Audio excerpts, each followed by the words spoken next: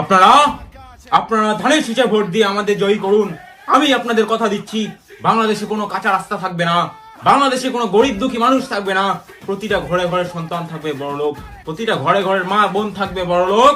আপনাদেরকে আমাদের কাছে আসতে হবে না, আমরা যাব আপনাদের কাছে গিয়ে আপনাদের সমস্যা শুনবো আর সেই সমস্যার সমাধান দিব আমরা হ্যাঁ, শুধু আপনার একবার ধানের শীষে ভোট দেন, বাকিরা সব আমরা দেখে নিব।